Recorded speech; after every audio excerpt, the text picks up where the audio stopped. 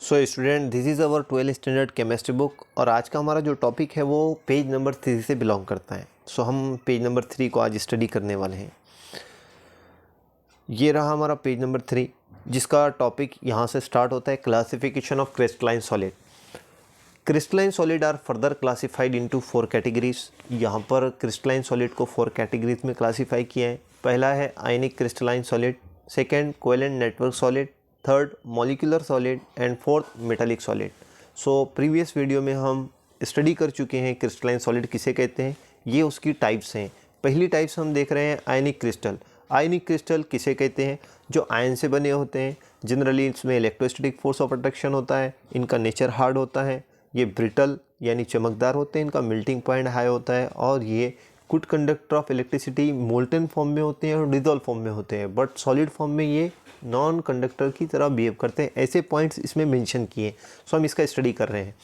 Ionic crystal have the following characters. ये यहाँ पर फॉलोइंग कैरेक्टर्स इसमें प्रेजेंट होते हैं। पहला है the constituent particle of ionic crystal are charge ion.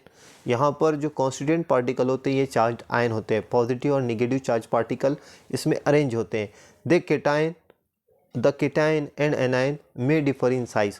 और जो पार्टिकल कॉन्स्टिट्यूएंट चार्ज पार्टिकल होते हैं केटायन और एनायन, इनका साइज डिफर हो सकता है, जैसे अभी हम यहाँ पर स्क्रीन पर देख रहे हैं।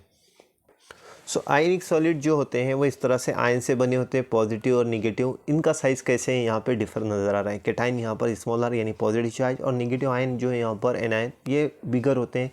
इसका ये वेरिएशन इस तरीके से इसमें प्रेजेंट होता है। सेकेंड पॉइंट मेंशन है each ion of a given sign of charge is bonded to ion of opposite charge around it by Coulomb force. In other word, the particle of ionic crystal are held by electrostatic force of attraction between the opposite charge. यहाँ पर इसका meaning है कि each ion जिस पर sign होता है वो अपोजिट आयन से क्या होता है, अराउंड होता है, घिरा हुआ होता है, और उनमें क्या होता है, कूलम्ब फोर्स होता है। और दूसरे वर्ड में बोला है कि ये आयंस जो पॉजिटिव और निगेटिव होते हैं इनमें electrostatic force of attraction present होता है। जैसे अपन यहाँ पर अभी जो स्क्रीन में ये पॉजिटिव चार्ज यहाँ पर निगेटिव चार्ज से अराउंड में है। यहाँ पर इसके अतराफ में सारे के सारे निगेटिव चार्ज हैं। पॉजिटिव चार्ज के अतराफ में निगेटिव और निगेटिव चार्ज के अतराफ में पॉजिटिव। इस तरह से इन पार्टिकल के बीच में क्या होता है, electrostatic force of attraction present होता है। थर्ड पॉइंट है ionic crystal are hard and brittle, they have high melting point. ये हार्ड होते हैं आयनिक क्रिस्टल और चमकदार होते हैं। अगर ये सन रेडिएशन इंसिडेंट हो इन पर तो ये समवॉट रेडिएशन को स्कैटरिंग करते हैं, चमकते हैं। दे हैव हाई मेल्टिंग पॉइंट, और इनका मेल्टिंग पॉइंट क्या होता है, हाई होता है। फॉर एग्जांपल सोडियम क्लोराइड अगर आप देख लें तो इसका मेल्टिंग पॉइंट बहुत ज़्यादा है। इसी तरीके से यहाँ पर फोर्थ पॉइंट है these are non conductor of electricity in solid state. Solid state में ये नॉन कंडक्टर की तरह बिहेव करते हैं, बट मोल्टन फॉर्म पिघल गए अगर ये, या लिक्विड फॉर्म में हो, या फिर ये डिज़ोल्व फॉर्म में हो, या लिक्विड में डिज़ोल्व किए गए हो, तब ये जाकर क्या होते हैं, बिहेव करते हैं एज ए कंडक्टर। और यहाँ पर उसकी एग्जांपल है sodium chloride, potassium sulphate, calcium fluoride, potassium chloride, और भी बहुत सारी इसकी एग्जांपल है। अभी हम यहाँ पर इसको नोट्स में देखेंगे, हमने इसको शॉर्ट में रिप्रेजेंट किए हैं। आप इसको नोट करना चाहें तो नोट भी कर सकते हो। सो ये रहा स्क्रीन के ऊपर आयनिक क्रिस्टल, और ये ऊपर उसका definition, the constituent particle of ionic crystal are ion and have following character. यानी कॉन्स्टिट्यूएंट पार्टिकल आयन होते हैं और उसके कैरेक्टर नीचे। पहला जो कैरेक्टर अभी अपन ने बात की है कि ये केटायन और एनायन से बने होते हैं। सेकंड, ये केटायन और एनायन के अंदर इलेक्ट्रोस्टैटिक फोर्स ऑफ अट्रैक्शन होता है। थर्ड पॉइंट है कि ये हार्ड, ब्रिटल और हाई मेल्टिंग पॉइंट होता है, यानी ये हार्ड होते हैं, ब्रिटल होते हैं और इनका मेल्टिंग पॉइंट हाई होता है। फोर्थ है कि ये सॉलिड फॉर्म में नॉन कंडक्टर की तरह बिहेव करते हैं, बट इन अ लिक्विड और dissolve form they behave like a conductor, और उसकी एग्जांपल जो भी अपन ने यहाँ पर देखी है। इस तरीके से आप उसको रिप्रेजेंट कर सकते हो, और ये शॉर्ट वे में आप उसको इस तरीके से भी लिख सकते हो। इसी पेज नंबर 3 के ऊपर में सेकंड पॉइंट हमारा जो स्टडी के लिए है वो कोवेलेंट नेटवर्क क्रिस्टल।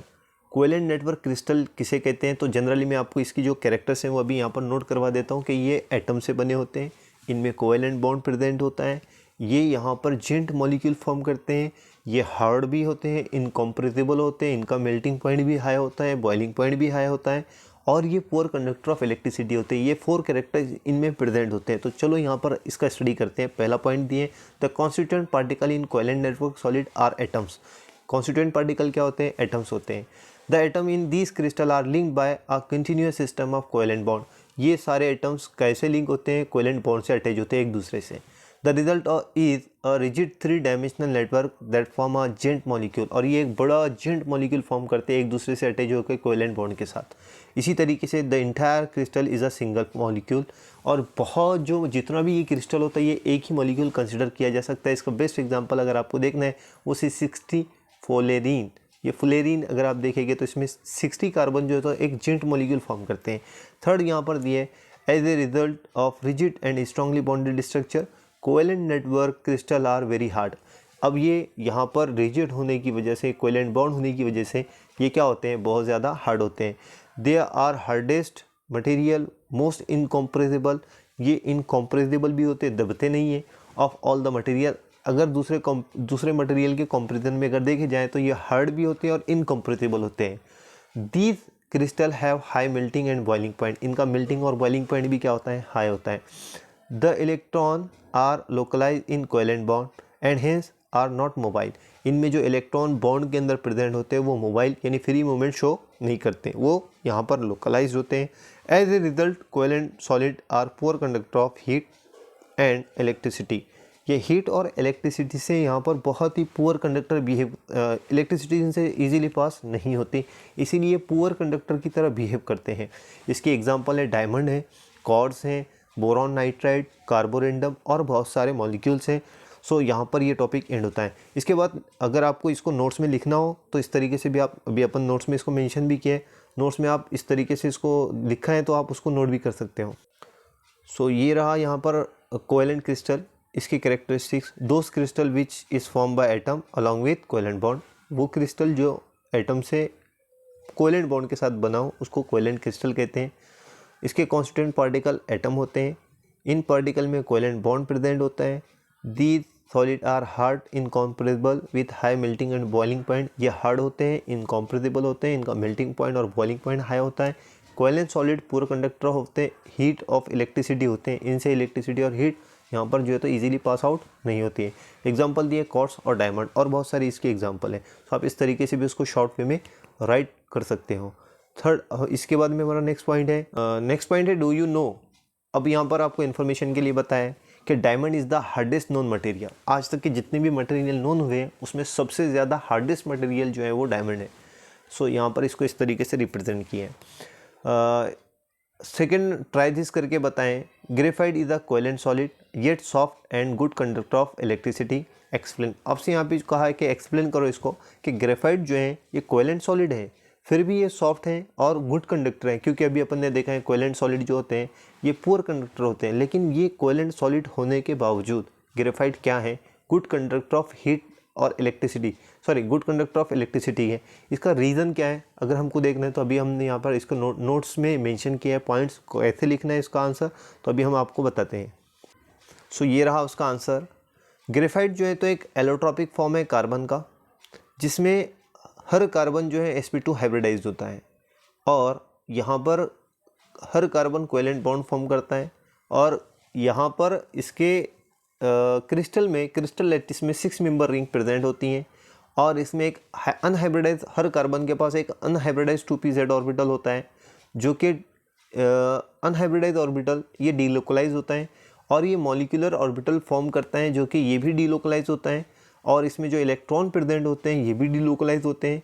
यानी डीलोकलाइजेशन का मतलब हर कार्बन के पास एक delocalize orbital along with delocalize electron, यानी इसमें एक इलेक्ट्रॉन फ्रीली मूवेबल हो सकता है।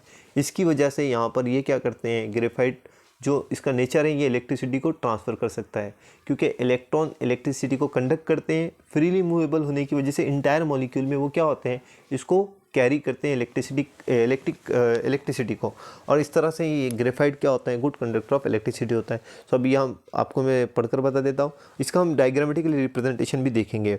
It is another allotropic form of carbon, ये एक और फॉर्म है कार्बन के allotropic, in which all carbon sp2 hybridize, इसमें हर कार्बन sp2 हाइब्रिडाइजेशन में होता है, and form a covalent bond, और वो कोवेलेंट बॉन्ड फॉर्म करता है विथ 6 मेंबर रिंग, और कितने मेंबर रिंग होती हैं ये इसकी लैटिस में 6 member, in which 2pz unhybridize orbital are form delocalize molecular orbital, और यहाँ पर जो 2pz अनहाइब्रिडाइज ऑर्बिटल है, ये मॉलिक्यूलर डीलोकलाइज ऑर्बिटल फॉर्म करता है। इट कंटेन डीलोकलाइज इलेक्ट्रॉन, और उसमें इलेक्ट्रॉन जो होते हैं वो डीलोकलाइज होते हैं, यानी एक जगह से दूसरी जगह ट्रांसफर फ्रीली मूवेबल हो सकते हैं। It have freedom to move, therefore graphite is good conductor of electricity. इसलिए ग्रेफाइट क्या होता है, गुड कंडक्टर ऑफ इलेक्ट्रिसिटी होता है। ये उसका आंसर है, आप इस तरीके से उसको राइट कर सकते हो। सो स्टूडेंट, ये लेटिस स्ट्रक्चर है ग्रेफाइट का, जिसमें फर्स्ट ए लेटिस, बी, सी, आपको ये लेयर्स दिख रही हैं, जिसमें जो बॉल फॉर्म में वो कार्बन है और हर कार्बन कोवेलेंटली बॉन्डेड है, जिसमें 6 मेंबर रिंग फॉर्म किए हैं। तो फर्स्ट लेयर, सेकंड लेयर और थर्ड लेयर क्या होता है, फर्स्ट लेयर के सारे कार्बन जो है sp2 हाइब्रिडाइज हैं, सेकंड लेयर के भी sp2 हाइब्रिडाइज हैं, थर्ड लेयर के भी sp2 हाइब्रिडाइज हैं, और उसमें क्या है, एक 2pz अनहाइब्रिडाइज ऑर्बिटल हर कार्बन के पास। ये यहाँ पर मैंने इसको एरो के ज़रिए से भी रिप्रेजेंट किया है कि 2pz अनहाइब्रिडाइज ऑर्बिटल होता है। अब ये ऊपर वाली लेयर के जो अनहाइब्रिडाइज ऑर्बिटल है वो नीचे वाली लेयर के अनहाइब्रिडाइज ऑर्बिटल के अंदर क्या हो सकता है, कोलैप्स हो सकता है, और यहाँ पर जो है तो इसमें इलेक्ट्रॉन प्रेजेंट होते हैं। ये इलेक्ट्रॉन ऊपर की लेयर से नीचे की लेयर में शिफ्ट होते हैं, और मिडिल लेयर से और बिलो की लेयर में क्या होते हैं, शिफ्ट होते हैं, यानी ए लेयर से बी में और बी लेयर से सी में। इस तरह से इलेक्ट्रॉन फ्रीली मूवेबल होते हैं, इसलिए graphite good conductor of good conductor of electricity होता है। इसलिए ग्रेफाइट से इजीली इलेक्ट्रिसिटी क्या हो जाती है, पास होती है। That is the reason behind that only free movable electron present into the graphite. उसका आंसर जो है ना वो ये है कि यहाँ पर फ्रीली मूवेबल इलेक्ट्रॉन अवेलेबल होता है ग्रेफाइट में, क्योंकि यहाँ पे हाइब्रिडाइजेशन कौन सा है, sp2, इसलिए यहाँ पर graphite good conductor of electricity होता है। So that is the answer for that question. इसी के साथ में कैन यू रिकॉल करके आपको कुछ क्वेश्चन पूछे हैं। What are the structure of diamond and graphite. तो डायमंड और ग्रेफाइट का स्ट्रक्चर कैसा होता है मैं भी आपको रिप्रेजेंट किए देता हूँ। सो स्टूडेंट, ये रहा डायमंड का क्रिस्टल स्ट्रक्चर, जिसके अंदर में हर कार्बन sp3 हाइब्रिडाइज होता है। सिमिलरली ये स्ट्रक्चर रहा यहाँ पर ग्रेफाइट का, जिसमें हर कार्बन sp2 हाइब्रिडाइज होता है। So that is the structure of graphite and diamond. Second question पूछा है, what are the types of covalent bond those link carbon atom in diamond and graphite. So यहाँ पर अगर आप देखेंगे कि ग्रेफाइट में जो है ईच कार्बन sp2 हाइब्रिडाइज्ड होकर कार्बन से क्या करता है, बॉन्ड फॉर्म करता है, लिंक फॉर्म करता है। बट डायमंड के अंदर में क्या होता है, sp3 हाइब्रिडाइजेशन होता है। तो दोनों में ये डिफरेंस है कि डायमंड में हाइब्रिडाइजेशन जो होता है कार्बन का वो sp3 होता है, और ग्रेफाइट के अंदर में sp2 होता है। नाउ नेक्स्ट और लास्ट क्वेश्चन इस पेज का जो है, are all the valence electron of carbon atom in graphite localized to specific covalent bond. यहाँ पर बोला है कि ग्रेफाइट में सारे ही जो इलेक्ट्रॉन होते हैं बॉन्ड बनाने के लिए क्या वो लोकलाइज्ड होते हैं, वैलेंस इलेक्ट्रॉन। सो इसका आंसर है no, there is a one electron present in each carbon to delocalize through one layer to another layer, that's why it behave like a good conductor of electricity। so यहाँ पर सारे electron localise नहीं होते, एक electron होता है जो कि 2pz ऑर्बिटल में होता है, इसलिए यहाँ पर इसका आंसर है no, that one electron are present which is show a delocalization, that's why it behave like a good conductor of electricity. So इस तरीके से हमारा ये पेज नंबर 3 कंप्लीट हुआ। अब हम नेक्स्ट वीडियो में पेज नंबर 4 के लिए इस तरीके से रिप्रेजेंट करेंगे। So give your support by clicking the subscription button and share it along with your all colleagues. Thank you.